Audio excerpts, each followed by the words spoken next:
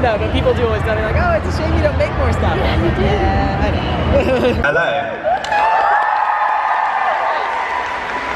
To my far right, wait, hang on, have I got that right? Yeah, far right, Jamie Swarbrick. And to my immediate right, Sophie Newton. So yeah. How do you feel about the way women are represented online right now? Whether that's women you're watching, or the kinds of videos you're making, or the sort of interactions you see with the people in your comments? The thing is, Rosianna, is it a question of how women are represented online, or is it how do women represent themselves online? Because if we're the creators making YouTube videos, blogs, whatever, we're putting ourselves out there, you know, that's how we choose to represent ourselves, surely. And then, I mean, how people choose to interpret that is up to them. It's up to them. Vague response.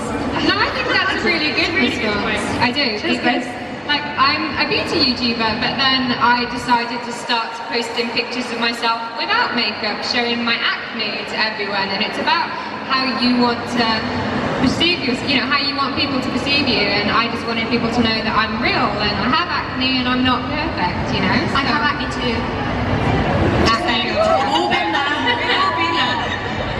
I like to say, so most of my subscription box is women, so I feel like women are very well promoted, and I watch, like filmmakers, comedy, beauty, like all sorts of the stuff that men do, like women are doing on YouTube. It's just like a case of like following them and finding them. And I think women are doing great online right now. Like there's so many amazing channels run by women that are just as successful as guys. So yeah, I think we're doing great. Do any of you think it's harder for women than for men? Or is it kind of the same and it's who rises to the top is sort of egalitarian? I think it's a bit of both, to be honest, because when you get women, female YouTubers that are branching into things like comedy or gaming, they wouldn't get the same response as when a guy does it. But I suppose that's the beautiful thing about YouTube as well, because you're your own boss. You have the right to put out whatever content that you want to put out. I think YouTube is a platform that really highlights equality, because you're not in a traditional work setting where you're competing with a guy. You're not going to a 9-to-5 job where you know that a man has a better chance at something than you do.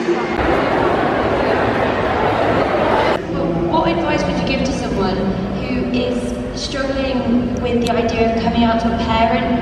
I think that sometimes people, parents or whoever, say ignorant things, and it's not actually coming from a place of disgust or hatred, but actually because they are uneducated. Exactly. I mean, I'm not saying genuine hatred doesn't exist, but like, you know, without education, without knowing, if they don't have someone out in the family and they don't have anyone they know, you know, they may say something and they may believe it to be true, but hopefully people may be receptive to changing their mind.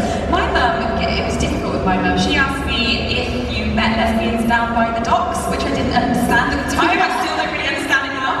But it was. I was going to say, can you explain that? No, because she said, where do gay people come from? She did, and she said, the dogs. Vaginas, like everybody else. It was definitely a journey with a parent. But one thing I do realise now, it's all about just education, and educating my own parents was a difficult journey, but one that I'm so glad that I did. And all that kind of like Rosie said, whether it's hate or it comes across as derogatory, the way they're talking about it or you, it's normally just a case of you just have to sit them down and make them understand exactly what it is, rather than have this kind of alien thing. You know, your mum, like, we've had her ups and downs, and it's all great now, but she even said, she was like, how do gay people have sex and stuff like that? And it's like, I do sketches. Yeah, it's really weird, like, talking to parents and stuff, but some people, you know, can come around to it, and something Rose always says is, you've had however many years to decide on your journey what you are, and sometimes still decide. Right. You tell your parents, and I think sometimes there's a pressure that they're going to unaccept you or accept you. And it's like, how about you give them time, because it took you time to accept yourself. Imagine someone who's not in your body, who's not with your mind thinking your thoughts and feelings, you know, it's going to take a while. It's a two-way street, it's like a mutual respect in that sense. Give them time, because, you know, yeah, unfortunately some people never change their minds, but like... But some do, my mum did. Like, it was a bad experience full time as well, we had to deal with it for a long time, but then, I love her as a mum, she loves me, like, we're great, like, we got through it, you know? Time's healing. I know it's cliche. I just won't touch that. I know it's cliche to say, but make sure you're safe. Make sure that it's a good idea and you're comfortable. And it's difficult and it's hard, and I'm sorry, I feel. But just do me and wait till you moved out. But like, you know, just make sure you're safe.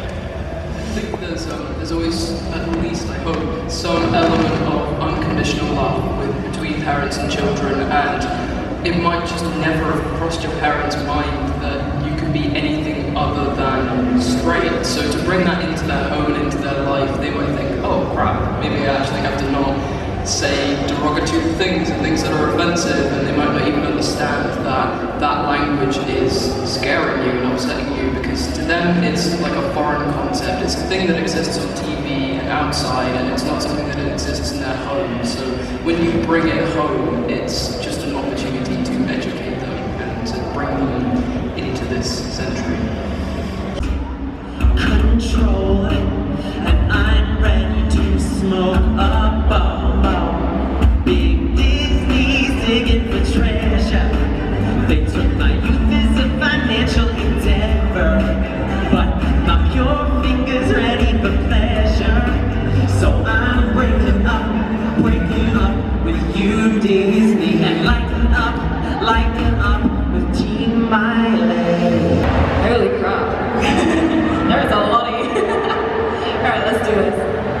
one day you'll meet somebody and they'll literally make your heart go, ugh. Like you'll see them and you'll be like, ugh, crap. And honestly, this happened for me, and that person I was like, holy crap.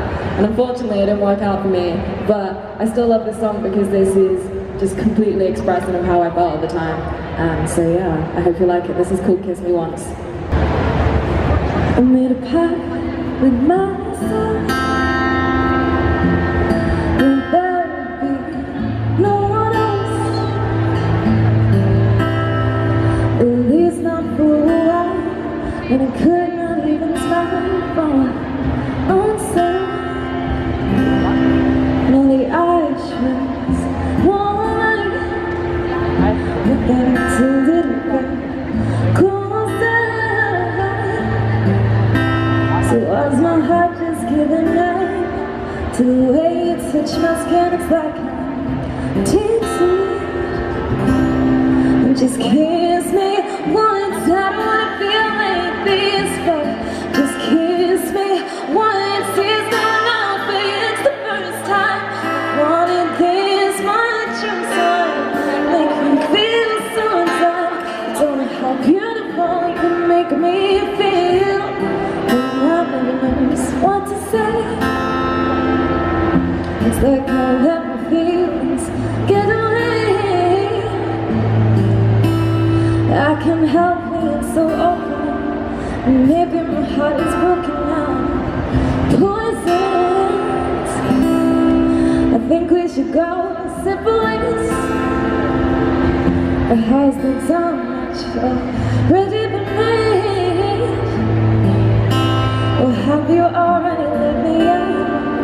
And I imagine this is so good. Just kiss me once. I don't wanna feel like this, but just kiss me once. It's not enough, but it's the first time I've wanted this much from someone. Make me feel so in time. I don't know how beautiful you make me feel. Just kiss me once. I don't wanna feel like this, but just hold me once. It's not love, but it's the first time I wanted this much. I'm sorry, knowing all my fears gone. They don't know how beautiful you make me feel. And this is a lie. I don't wanna feel like this, but I got caught up. And instead of feeling anxious with you, I'm not done to stay. But I wanna hold my hand, and there's so many things that make me unsure. But just kiss me once. Just hold me once. Just kiss me once. You don't know how beautiful you make me feel.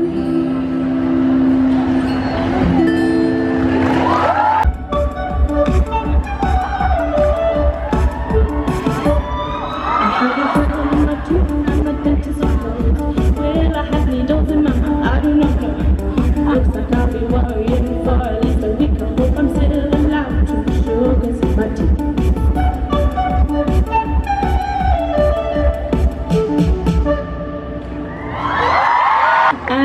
Yeah, I've decided this set is going to be sort of like a mix of really professional and I'm a rock star, and then like, I don't know what I'm doing, but that's fine, it's okay. Spoiler alert, I'm not allowed to sugars in my tea anymore, and I did have needles in my mouth, and my dentist wasn't very happy with me, but he did like that song. Would you like to do a duet that is awkward of some kind? Yeah. Cool, this is an awkward duet.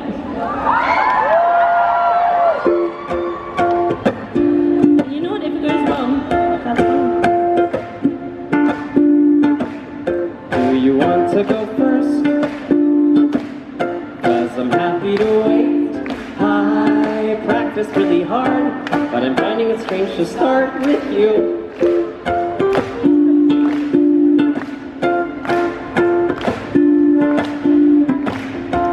So how does it go? I've forgotten the tune. I haven't warmed up today, so I might sound a bit strange.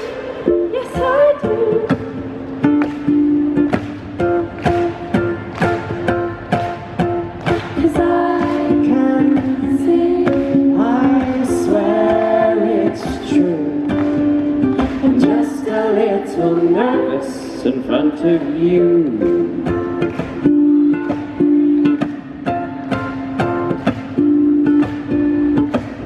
So who's on the third? I think I'm better at melody. Oh, I'm going to get it wrong. Should we try another song? No.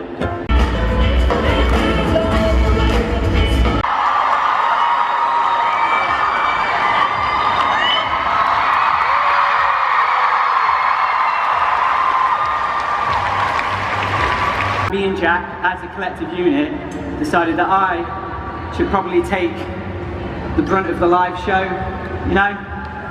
Yeah? Yeah, exactly. So to help me, here's Dan and Phil! Funny, right? Anyway, because let's face it, I'm the one you're paying to see. I've got the best hair, and the best looking one. Well, thanks. I mean, we say best hair, but if you're asking someone back from 2005, maybe. See that? Oh, stop it. I don't even love myself. But yeah, it's that's my legacy. That and saying Facebook incorrectly. Session, guys. I'm in the show. Jack? What are you doing here? You know, I just thought I'd come see your first solo outing. Thank you. Yeah. I'm a good friend, unlike you, because you strangled me and buried me! See, this is it. That's not fair. I started burying you. And I was going to finish it with the help of a lovely audience member. Who would like to help me out? How do you go about it? Do you intend to try just one at a time, or do you have a flux of different ideas and then just refine it as you go along? How do you go about it, really? I think it depends on each person and what process works for them. I think generally, we've always got a bunch of ideas on the go, but I think based on kind of what tools are at our disposal at any one time, you favour one for a bit because that's the one that you're going to make soonest, or that's the one that you're kind of most interested in. But I think there's always other stuff on the back burner, and I think there's always loads of different things bubbling away that you kind of dip in and out of. But I don't know, I personally kind of favour one until it's done, and then I move on, but I don't know. Generally, I'd recommend to be always developing lots of things. And here's the thing, obviously follow what you're passionate about, but for exactly that reason, you might come across an opportunity to make one of your ideas that you've had for a while, and just having that in your back pocket is great. And I don't know, this might be a little bit too industry and businessy for this stage, but it's one of those things where I'd say managers and agents and those kind of people, if they read a script, let's say you're a writer and they read a script and they're like, this is great, what else have you got? It's well, no, I've been working on that script for 5 years. They will not sign you.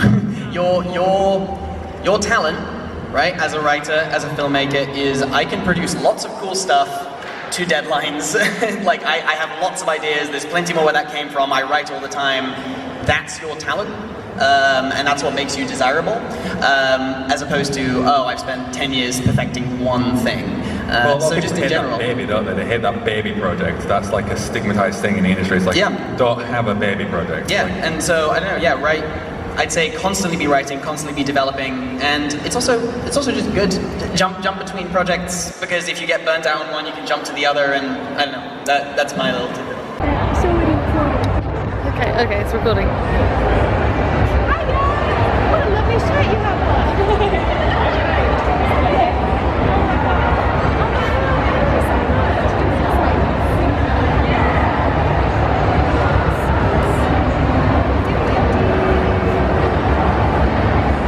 What was your favourite part to see? Really? Thank you so much. Oh, I'm so did you want to go back to it? Should I stop the recording and then I'll just hold it for you? Pardon? Let's bring the moment.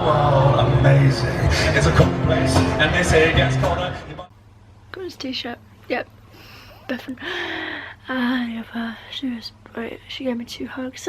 She was so... I wanted to tell her how great her boobs looked, but I just... Rosie was so nice as well. Just they kept saying my name, like... And Rosie even guessed this right spelling at first, and I was like, you know the right spelling? You spelled it first the right time. Oh my god. And I was gonna meet Tom Burns and Jamie Joe today as well, but I actually missed... I went to it at the first hour thing, and I got there kind of early, not really that much early, because I was the first to meet Rose and Rosie, so I was there really early, but I was kind of like 30 minutes late to Tom Burns and Jamie Joe's, and there was such a long queue, but it was taking so long, so somehow I forgot that his screening was the day I had a nice little conversation with him and everything, and I told him how it started. I thought it was Sunday for some reason. I don't know why I had it embroidered in my mind, but I was like, hey, he's doing a short films panel, when I went to go see that, because I was like, I can just go back to meet up afterwards. They were packing up when I got back from that panel, so it's still nice to see Tim on that panel though. Yeah, it was nice this summer city because I met some more people than I did last year. It's just weird, but I somehow forgot to get a picture with Tim and just had a nice conversation. But to be honest, I prefer the nice long conversation than over a picture, because it's like when I saw Hazel and I just got her trying to focus my camera and that's about it. I didn't really properly have a conversation. It's a bit sad, so yeah. I'm just not great with socialising. I'm very antisocial, okay? That's all it is. Yeah, I just wanted to show some of the signatures and stuff I got. Look how nice this is. I love Rose and Rosie. She was actually going to sign it rose tits or something, and I was just like, be my guest, and she even said she was going to put her number down by accident. I was like, I don't mind having your number. And there's Tim. Tim wrote it upside down. Dude, ruined it a bit. There's Bethan's. Anyway, thanks for watching this.